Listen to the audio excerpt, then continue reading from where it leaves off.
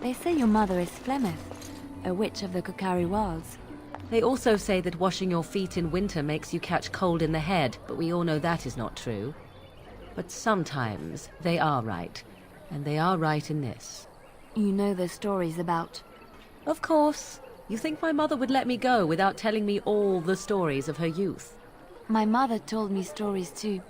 She was the one who kindled my love of the old tales and legends. My mother's stories curdled my blood and haunted my dreams. No little girl wants to hear about the wilder men her mother took to her bed, using them till they were spent, then killing them. No little girl wants to be told that this is also expected of her once she comes of age. I see. No, you don't. You really don't.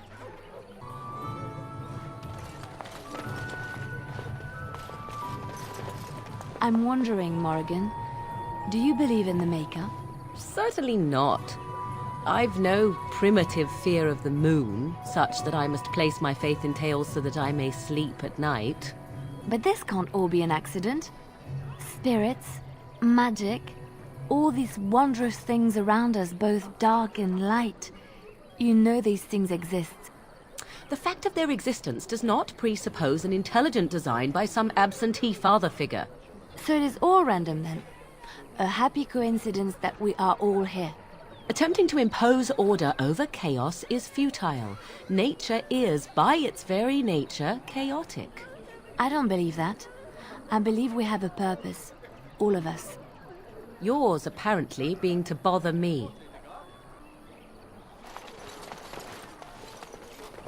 So, you truly do not believe in any sort of higher power?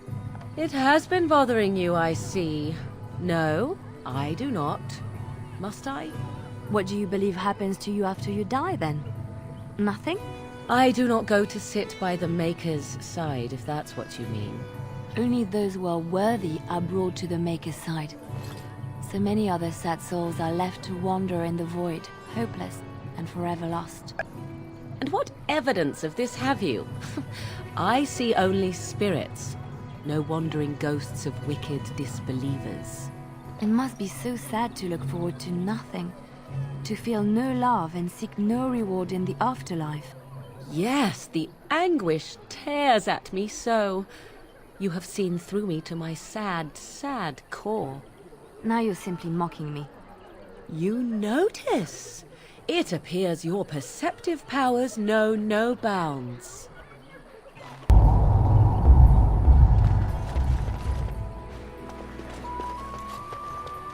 Let me ask you this then, Morrigan. What if there really was a Maker? Then I would wonder why he has abandoned his creation. It seems terribly irresponsible of him. He left us because we were determined to make our own way, even if we hurt ourselves. And he could not bear to watch. But how do you know? You cannot ask him this. Perhaps he has gone to a new creation elsewhere and abandoned this as a dismal failure best forgotten. I do not need to know, because I have faith. I believe in him and feel his hope and his love. Faith. How quickly those who have no answers invoke that word. How can someone who practices magic have so little capacity to believe in that which he cannot see? Magic is real.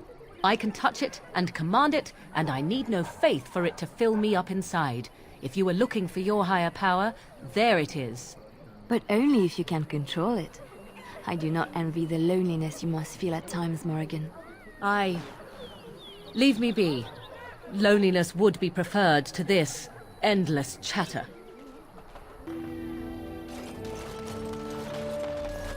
You are very beautiful, Morrigan.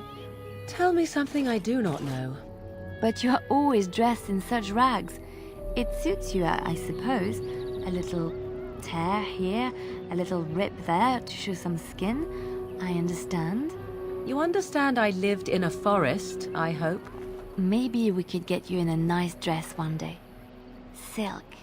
No, maybe velvet. Velvet is heavier, better to guard against the cold in Ferelden. Dark red velvet. Yes. With gold embroidery. It should be cut low in the front, of course. We don't want to hide your features.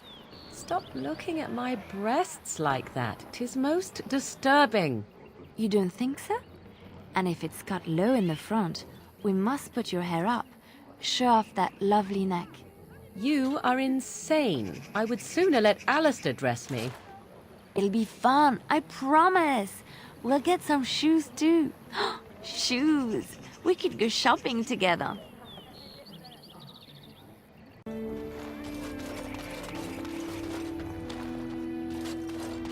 Do you have any tales of the wilds? None of the sort you like. No princesses in tall towers or knights throwing themselves at whole armies. That's not all I like. Do you want tales of the chastened wilders who dwell in the marsh? Do you want to hear of the slow deaths they inflict on their enemies? Perhaps a tale of the poisonous creatures of the wilds that lay their eggs on your skin so their young may eat you alive when hatched? Or a tale of my mother's marsh cuisine? That, in my opinion, is the most terrifying of all my tales. No, I don't want to hear about those things. Then I have no tales for you.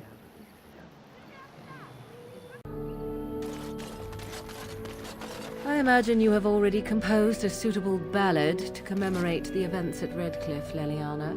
Why would I do such a thing? You have taken up your instruments once again, have you not? So to speak. A bard takes events of great import and puts them to tale. What happened at Redcliffe was horrible. So many people died, and they were violated by unimaginable evil forces. That was not so difficult, was it? You may wish to add music, however. You make it sound as if you enjoyed what happened there. I can barely stomach to think of it. But we were successful in the end. Victory without cost has little worth. I just think of what that poor little boy went through. No, I don't want to glorify what happened there. Then who will learn from these events? I would think on it some more, were I you.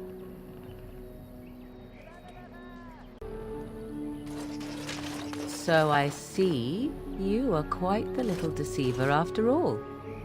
Finally decided to gloat, have you? It simply suits my view of the Chantry that one of their devoted sisters should turn out to be so full of hypocrisy. There are good people in the Chantry. Many good people who are just there to help others. And apparently at least a few who are simply pretending to be good. At least I was trying to be better than I was. At least I regretted the evil I'd done. Better that than be someone who's never loved anyone or anything, least of all herself. Anything but that. It seems at least you got the self-righteousness down pat. Well done.